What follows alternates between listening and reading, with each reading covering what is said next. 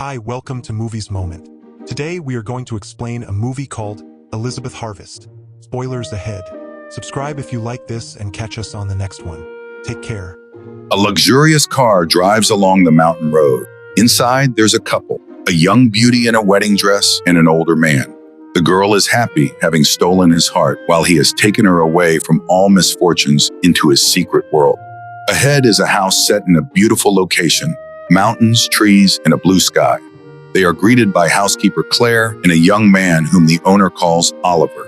Elizabeth is enchanted by the beauty of the house, huge glass windows, coziness, and comfort. At the entrance, she sees wonderful flowers, white orchids and lilies, and she realizes Oliver is blind.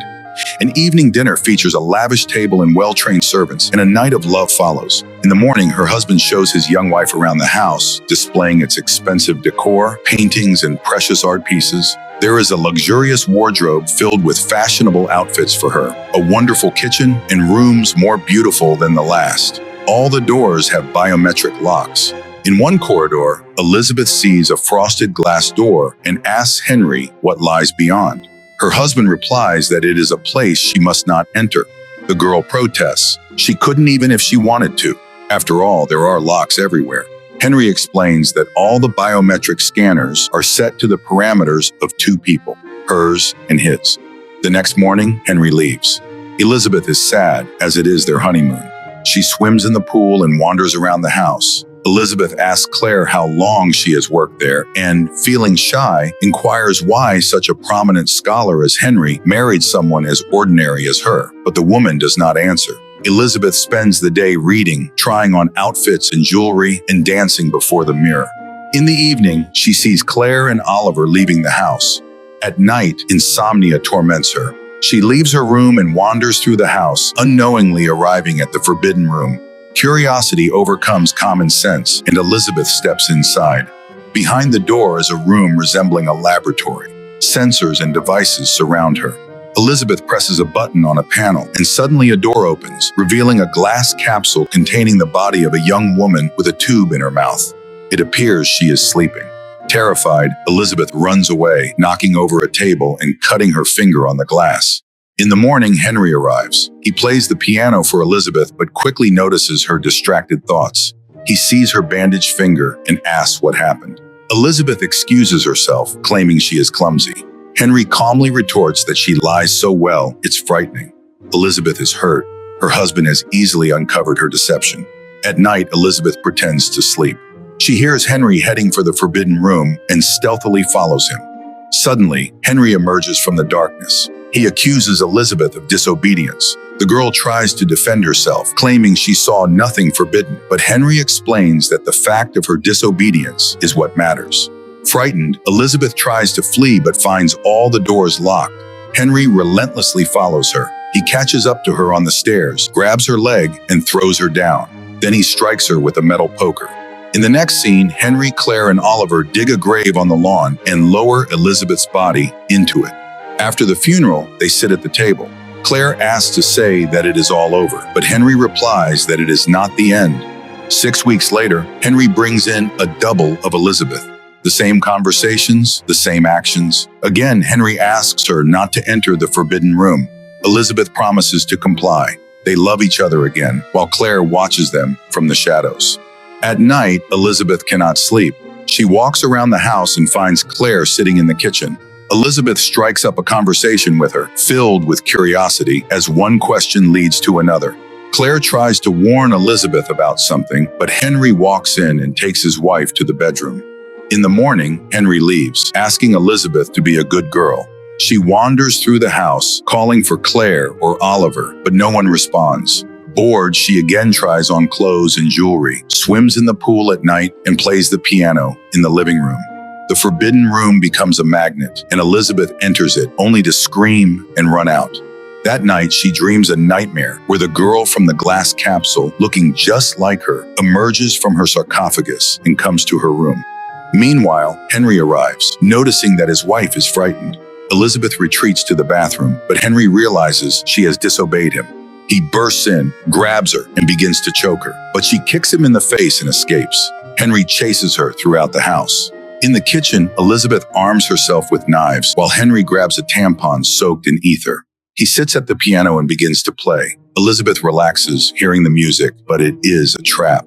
A record plays while Henry stealthily approaches her hiding spot. He grabs Elizabeth and presses the tampon to her face. It seems the game is lost, but in a final move, Elizabeth plunges a knife into him. The couple lies on the floor in a pool of blood. Elizabeth regains consciousness. Henry is dead. She cleans up the blood from the floor and tidies the kitchen. Wrapping Henry's body in fabric, she loads it into the elevator, then cleans herself up.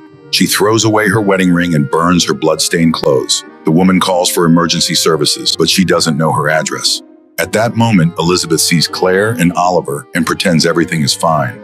Seeing the live and unharmed Elizabeth, the couple is shocked. Elizabeth claims Henry is resting upstairs. Claire heads to the kitchen, suddenly collapsing from a heart attack. She reaches for the phone and calls for help. The ambulance takes Claire away. Elizabeth tries to leave, but Oliver says he cannot protect her if she goes out the door. He understands that Henry is dead. Frightened, Elizabeth tries to explain that it was self-defense. Oliver reassures her that he hated Henry too and will help her get rid of the body. The young man asks what she remembers from her childhood. She responds that she was in the hospital for a long time after her parents died in a car accident and grew up in an orphanage. Oliver shows her a nearby house, saying that's where they lived together. Claire knows better because she worked with her. Elizabeth asks who she is. Oliver reveals that she is one of 6 clones of Henry's wife. Number 5. The girl is in shock, experiencing a true panic. She wants to return to her honeymoon. Oliver advises Elizabeth to get as far away as possible. She can take money from the safe. The girl goes to her room to pack her things. Oliver enters with Claire's diary in his hands. He asks her to read it. While she tries to decipher the handwriting, Oliver locks the doors. Elizabeth doesn't understand what's happening. She asks to be let out, but Oliver is unyielding. In despair, Elizabeth begins to read Claire's diary. She learns that Claire received an invitation from Henry to work with him because she was a prominent geneticist. When she arrived at the scientist's house, she met Oliver, but when she learned what she would be doing, she became frightened as she found herself in the midst of a tragic love story, one that was inexplicable, unpleasant, and impossible. Henry revealed that his wife died shortly after giving birth to Oliver from a very rare disease. Her genes had suddenly and severely degenerated. The grief-stricken husband cloned her cells and created 6 copies, but the disease manifested in them as well. To buy time, Henry built cryogenic chambers and placed the bodies in stasis. By the time Claire joined the project, only 4 remained. She began working and decoded the disease's gene. Meanwhile, Henry recorded messages and played music for the subjects. He hoped this would form their memories. However, the latest Elizabeth remembered nothing beyond a few seconds, suffering because she lacked a real inner world. The constant tension in her consciousness became too complex for her body to handle. One day, she entered the lab and fled in horror. The police found her and brought her to Henry's house, where Claire recognized her as her ailing niece. The strange accusations from the girl were dismissed as a mental disorder. Elizabeth is distracted from reading when Oliver enters. He brings dinner and asks her to behave, but Elizabeth attacks him, demanding the code to the door. Oliver gives it. The girl heads to the lab, where she sees Oliver working on the body of the latest, 6th Elizabeth. He asks her to support the clone's head. While the 5th copy holds up her clone's head, Oliver injects her with a sedative. In a delirium, Elizabeth sees the memories of her predecessors. She wakes up in a room chained to the bed. She cannot free herself and continues reading Claire's diary. The woman remembers how they continued their research, but a week later, the clone died. Claire realized that neurodegeneration had resumed. She couldn't handle it. Henry was in despair. Nothing was working. He had wasted so many years and behaved like a madman, but Claire counters that he acted like a lover. A relationship develops between them. Oliver enters the room again. He wants to know what Claire wrote about him. Elizabeth explains that Claire began an affair with Henry after the death of the 3rd subject. The woman didn't know that Henry had altered the samples. This meant Claire had no fault. She had managed to stop the disease, and the remaining clones were healthy. Oliver shares that in childhood he admired Elizabeth because she was the most beautiful being he had ever seen. Yes, he could see back then. The children became friends, which displeased Henry. One day, Oliver saw Henry kiss the girl. That night, the man blinded Oliver. Having recounted everything, Oliver leaves, and Elizabeth continues reading. Claire wrote that she ended the affair herself. Competing with Elizabeth was impossible.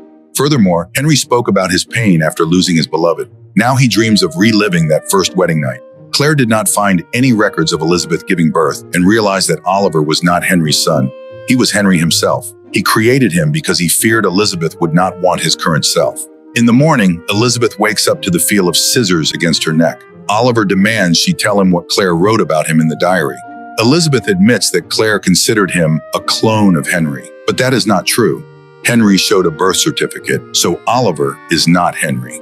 Elizabeth asks if he loves her and invites him to touch her. She removes her pants and beckons him closer. Oliver cannot resist temptation and approaches. He embraces Elizabeth, but the girl throws him to the floor and chokes him with the chain. She has to give him the keys to the shackles and reveal the real code to the door. Just then, another Elizabeth enters the room, aiming a gun. The girls stare at each other. They are identical. Oliver tries to convince the new Elizabeth that the one in the room is sick, that she is an imposter and their enemy. The fifth Elizabeth argues that this is not true. They are hostages and she just wants to leave. Obeying Oliver, the sixth Elizabeth orders the other to lie on the floor, but the fifth Elizabeth shields Oliver. When the sixth finally fires, the bullet kills Oliver and wounds the fifth clone. She tries to escape while the sixth clone weeps over Oliver.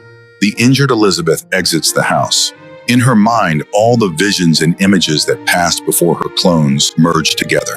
A gunshot rings out. The last Elizabeth kills her double. The final breath and last vision, herself, leaning close to her face. Morning comes. The last clone reads Claire's diary. Henry transfers all his possessions to Claire. Now she can continue her research. The man states that he never intended to kill the one he had wanted to resurrect all his life. It just happened.